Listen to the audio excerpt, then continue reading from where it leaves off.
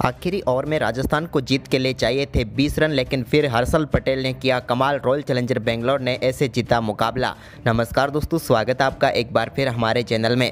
RCB और Rajasthan Royals के बीच खेले गए बेहद ही रोमांचक मुकाबले में आखिरी ओवर में हर्षल पटेल की घातक गेंदबाजी के चलते राजस्थान रॉयल्स की टीम को मुकाबला हारना पड़ा। तो दोस्तों इस वीडियो में हम आपको पूरा हाईलाइट बताएंगे कि किस प्रकार से आखिरी ओवर में रोमांचक तौर पर राजस्थान रॉयल्स को हार मिली और रॉयल चैलेंजर बेंगलोर को शानदार जीत मिली। तो दोस्तों आप भी आरसीबी की इस शानदार जीत से खुश है तो इस वीडियो को लाइक जरूर कर दें और साथ ही साथ चैनल को सब्सक्राइब कर लें। तो चलिए दोस्तों जानते हैं इस मुकाबले का पूरा हाईलाइट।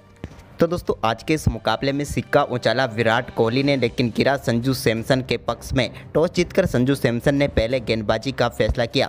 दोनों टीमें काफ़ी शानदार प्लेइंग 11 के साथ मैदान पर उतरी। यहां पर राजस्थान रॉयल्स की टीम में रियान पराग की जगह नहीं बनी, तो वहीं पर एक शानदार प्लेइंग 11 के साथ इम्पैक्ट प्लेयर के तौर पर उतरे फेफ डू प्लेसिस। तो वहीं पर दोनों टीमों की पारी की शुरुआत हुई तो विराट कोहली और उनके साथ पारी की शुरुआत करने उतरे फेफ डू प्लेसिस, लेकिन पारी की पहली गेंद पर ट्रेंट बोल्ट ने घातक गेंदबाजी करते हुए विराट कोहली को पेविलियन भेजा और पहली गेंद पर यहां पर करारा झटका लगा आरसीबी की टीम को। विराट कोहली जो कि अब तक कभी भी ट्रेंट बोल्ट के सामने T20 में आउट नहीं हुए थे, लेकिन यहां पर पहली गेंद पर उनका शिकार बने और गोल्डन डक पर आउट होकर पेविलियन लौटे। तो वहीं पर इसके बाद दूसरा ओवर डालने आए संदीप शर्मा, तो उनकी दूसरी गेंद पर शानदार चौके के साथ बेहतरीन आगाज किया फेफ डू प्लेसिस ने। उन्होंने मिडऑन की तरफ से काफ़ी शानदार चौका लगाया। इसके बाद इसी ओवर की चौथी गेंद पर एक बार फिर बेहतरीन चौका उनके बल्ले से देखने को मिला और इस बार पुल के जरिए उन्होंने शानदार चौका लगाया। लेकिन दोस्तों इसके बाद एक बार फिर जब तीसरा ओवर डालने आए ट्रेंट बोल्ट, तो उन्होंने पहली गेंद पर चलता किया शाहबाज अहमद को। उनका बेहतरीन कैच यशस्वी जायसवाल ने पकड़ा और 4 गेंदों पर सिर्फ 2 ही रन बना पाए शाहबाज अहमद और यहां पर अपना विकेट गंवा बैठे। लेकिन इसके बाद यहां पर क्रीज पर उतरे ग्लेन मैक्सवेल ने आते ही तूफानी अंदाज में बल्लेबाजी करनी शुरू कर दी और ओवर की दूसरी ही गेंद पर शानदार चौका लगाकर अपना खाता खोला। तो वहीं पर बोल्ट की 5वीं गेंद पर भी उन्होंने एक कवर ड्राइव के जरिए बेहतरीन चौका लगाया। यह भी काफ़ी शानदार शॉट था। इसके बाद दोस्तों यहां पर चौथा ओवर डालने आए संदीप शर्मा के ओवर की तीसरी गेंद पर इस पारी का पहला छक्का फेफ के बल्ले से देखने को मिला। उन्होंने लॉन्ग ऑफ के ऊपर से काफ़ी शानदार छक्का लगाया। तो वहीं पर इसकी अगली ही गेंद पर एक और शानदार छक्का देखने को मिला उनके बल्ले से और बैक टू बैक 2 गेंदों पर 2 छक्के जड़ दिए। इसके बाद यहाँ पर ओवर की आखिरी गेंद पर भी एक और शानदार चौका उनके बल्ले से देखने को मिला। जबकि दोस्तों 5वां ओवर एक बार फिर ट्रेंट बोल्ट डालने आए तो उनकी पहली गेंद पर शानदार चौका ग्लेन मैक्सवेल के बल्ले से देखने को मिला। उनका बल्ले का किनारा लेकर विकेट कीपर और स्लिप के बीच में से यह चौका गया। लेकिन इसके बाद इसी ओवर की चौथी गेंद पर भी उन्होंने एक और शानदार चौका लगाया। जबकि दोस्तों छठा ओवर डालने आए रविचंद्रन अश्विन के ओवर में भी शानदार बल्लेबाजी करते हुए तीसरी गेंद पर ग्लेन मैक्सवेल ने शानदार चौका, तो वह 5वीं गेंद पर बेहतरीन छक्का लॉन्ग ऑफ के ऊपर से लगाया और इस ओवर में भी शानदार बल्लेबाजी की। वहीं पर इसके बाद 7वां ओवर डालने आए यजवेंद्र चहल की गेंद पर रिवर्स स्वीप खेलते हुए बेहतरीन छक्का ओवर की चौथी गेंद पर लगाया ग्लेन मैक्सवेल ने। तो वहीं पर इसके बाद 10वें ओवर की दूसरी गेंद पर डीप मिड विकेट की तरफ शानदार शॉट खेलते हुए फेफ डू प्लेसिस ने एक और शानदार चौका लगाया। तो वहीं पर इसके बाद बारी थी ग्लेन मैक्सवेल की और 11वां ओवर डालने आए रविचंद्रन अश्विन की दूसरी गेंद पर उनके बल्ले से एक और शानदार छक्का देखने को मिला और इस छक्के के साथ ही उन्होंने शानदार बल्लेबाजी करते हुए अपना अर्धशतक पूरा कर लिया। मैक्सवेल का ये कमाल का अर्धशतक था जिसने इस मुकाबले को पूरी तरह से पलट कर रख दिया था।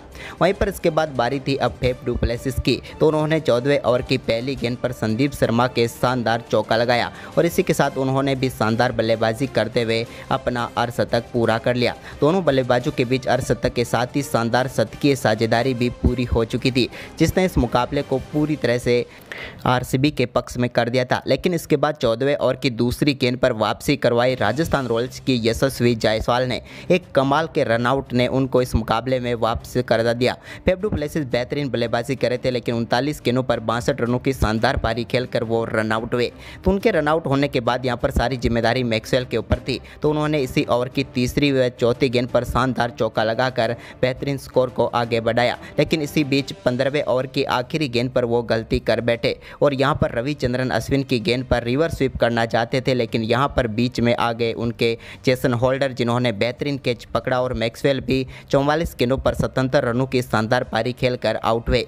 तो वहीं पर इसके बाद एक और विकेट महिपाल लोमरोर के रूप में मिला, वो भी ज़्यादा कुछ खास नहीं कर पाए और रविचंद्रन अश्विन की गेंद पर देवदत्त पड्डीकल को कैच थमा बैठे और 6 गेंदों पर सिर्फ 8 रन बनाकर आउट हुए। तो वहीं पर इसके बाद क्रीज पर उतरे प्रभु देसाई भी अपना खाता नहीं खोल पाए और यशस्वी जायसवाल के शानदार थ्रो के बाद वो भी रन आउट होकर पेविलियन लौटे। वो 2 गेंदों पर 0 पर ही आउट हो गए। इसके बाद दिनेश कार्तिक से टीम को काफ़ी ज़्यादा उम्मीदें थी, लेकिन दिनेश कार्तिक सिर्फ एक ही चौका लगा पाए। वो एक बेहतरीन शॉट के बाद वो भी अपना विकेट गंवा बैठे। आखिरी ओवर की पहली गेंद पर वो भी चलते बने। तो वहीं पर इसके बाद दोस्तों पूरी रॉयल चैलेंजर बेंगलोर की टीम 200 रनों तक भी नहीं पहुंच पाई। उम्मीद थी कि यहां पर एक समय तक ये टीम 200 रन बना पाएगी, लेकिन आखिरी 5 ओवरों में सिर्फ 33 रन ही इस टीम की तरफ से बने, जिसके चलते 189 रन ही बना पाई। वहीं पर राजस्थान रॉयल्स के लिए 190 रनों का टारगेट रखा। इस लक्ष्य का पीछा करने उतरी राजस्थान की तरफ से पारी की शुरुआत करने उतरे यशस्वी जायसवाल, तो उनके साथ थे जोस बटलर। लेकिन दोस्तों पहले ओवर की चौथी ही गेंद पर मोहम्मद सिराज ने जोस बटलर को बोल्ड करके पहली सफलता दिला दी रॉयल चैलेंजर बेंगलोर को और शानदार शुरुआत हो गई आरसीबी की, जबकि अपना खाता भी नहीं खोल पाए जोस बटलर। लेकिन वहीं पर दोस्तों इसके बाद दूसरे ओवर में यशस्वी जायसवाल ने डेविड विली की गेंद पर शानदार कट शॉट खेलते हुए एक बेहतरीन चौका लगाया। तो वहीं पर इसके बाद तीसरा ओवर डालने आए मोहम्मद सिराज, तो उनकी पहली गेंद पर यशस्वी जायसवाल के बल्ले से मिडॉन की तरफ एक और शानदार चौका देखने को मिला। इसके बाद इसी ओवर की अगली गेंद पर उन्होंने एक और शानदार चौका कवर पॉइंट की तरफ लगाया, यानी कि बैक टू बैक 2 चौके लगाए। तो वहीं पर इसके बाद चौथे ओवर में भी एक शानदार चौका देखने को मिला यशस्वी जायसवाल के बल्ले से, जबकि इसके बाद पांचवा ओवर डालने आए विजय कुमार वेसक के ओवर में शानदार बल्लेबाजी करते हुए देवदत्त पड्डीकल ने 3 गेंदों पर 3 बेहतरीन चौके जड़े और राजस्थान रॉयल्स की टीम के लिए काफ़ी शानदार शुरुआत कर दी। तो वहीं पर इसके बाद छठा ओवर डालने आए मैक्सवेल की पहली गेंद पर पड्डीकल ने शानदार शॉट खेला और लॉन्ग ऑन की तरफ चौका लगाया।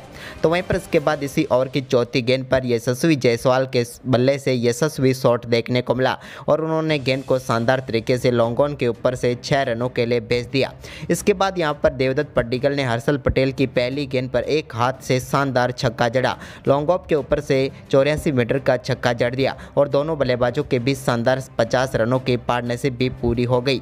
तो वहीं पर इसके बाद भी दोनों बल्लेबाजों का शानदार परफॉर्मेंस जारी रहा और 10वें ओवर में भी कमाल का शॉट खेला देवदत्त पड्डीकल ने और एक और शानदार चौका लगाया। वहीं पर अब राजस्थान रॉयल्स की पकड़ मजबूत हो चुकी थी और इसी भी शानदार बल्लेबाजी करते हुए देवदत्त पड्डीकल ने अपना शानदार अर्धशतक पूरा किया। उन्होंने अर्धशतक के लिए 30 गेंदों का सामना किया, जो कि एक बेहतरीन अर्धशतक था, लेकिन अर्धशतक के बाद वो ज़्यादा देर तक क्रीज पर टिक नहीं पाए और 12वें ओवर की चौथी गेंद पर डेविड विली की गेंद को बड़े शॉट के लिए भेजना चाहते थे, लेकिन विराट कोहली ने उनका बेहतरीन कैच किया और 34 गेंदों पर 52 रन बनाकर वो पेविलियन लौटे। तो वहीं पर इसके बाद दोस्तों एक और बड़ा शॉट सेट बल्लेबाज यशस्वी जायसवाल भी खेलना चाहते थे, लेकिन एक बार फिर विराट कोहली के हाथों में कैच गया और हर्षल पटेल ने यशस्वी जायसवाल को पेविलियन भेजा, जिन्होंने 37 गेंदों पर 47 रनों की पारी खेली। अब सारी जिम्मेदारी मुकाबला जिताने की सिमरन हेटमायर और संजू सैमसन के कंधों पर आ चुकी थी और इसका आगाज 15वें ओवर की पहली गेंद पर संजू सैमसन के बल्ले से निकले चौके ने की और बेहतरीन चौका उनके बल्ले से देखने को मिला। इसके बाद उन्होंने ओवर की चौथी गेंद पर भी एक शानदार छक्का डीप मिड विकेट की तरफ लगाया 66 मीटर का। अब आखिरी 5 ओवर बचे हुए थे और इनमें राजस्थान रॉयल्स को जीत के लिए चाहिए थे 69 रन। तभी संजू सैमसन ने पहली गेंद पर शानदार चौके के साथ इस रन चेस का आगाज किया, लेकिन दोस्तों तभी अगली ही गेंद पर संजू सैमसन का विकेट हर्षल पटेल ने रॉयल चैलेंजर बेंगलोर को दिला दिया और संजू सैमसन के आउट होते ही राजस्थान रॉयल्स की मुश्किलें बढ़ गई, क्योंकि इसके बाद ध्रुव जुरेली एक छोर से रन बना रहे थे, दूसरे छोर से विकेट गिरते जा रहे थे। सिमरन हेटमायर भी रन आउट होकर पेविलियन लौटे, जिन्होंने सिर्फ 9 गेंदों पर 3 ही रन बनाए। तो वहीं पर इसके बाद दोस्तों आखिरी ओवर तक मुकाबला गया, जहां पर 20 रनों की जरूरत थी राजस्थान रॉयल्स को मुकाबला जीतने के लिए, लेकिन इस आखिरी ओवर की पहली गेंद पर शानदार चौका रविचंद्रन अश्विन के बल्ले से एक कमाल के शॉट के साथ देखने को मिला। तो वहीं पर दूसरी गेंद पर दोनों बल्लेबाजों ने दौड़कर 2 रन ले लिए। अब चाहिए थे 14 रन और गेंदें बची हुई थी 4। तभी दोस्तों यहां पर रविचंद्रन अश्विन ने हर्षल पटेल की तीसरी गेंद पर डीप स्क्वायर लेग की तरफ एक और शानदार शॉट खेला और एक बेहतरीन चौका लगाया। इस चौके के साथ ही यहां पर अब राजस्थान रॉयल्स को जीत के लिए आखिरी 3 गेंदों पर 10 रनों की जरूरत थी, लेकिन तभी चौथी गेंद पर बड़ा शॉट खेलने के चक्कर में कैच आउट हो गए रविचंद्रन अश्विन और राजस्थान रॉयल्स को बड़ा झटका लगा। इसके बाद क्रीज पर उतरे अब्दुल बासित, लेकिन वो 5वीं गेंद पर सिर्फ एक ही रन बना पाए, जबकि आखिरी गेंद ध्रुव जुरैल ने खेली जिस पर भी वो एक ही रन बना पाए और रॉयल चैलेंजर बेंगलोर ने इस मुकाबले को बेहद ही शानदार परफॉर्मेंस करते हुए 7 रनों से जीत लिया और अब उनकी IPL 2022 में ये चौथी व बेहतरीन जीत हो चुकी है। तो दोस्तों RCB की इस जीत के बारे में आप क्या कहेंगे, हमें अपनी राय कमेंट में दें और इस वीडियो को ज़्यादा से ज़्यादा शेयर जरूर करें। धन्यवाद।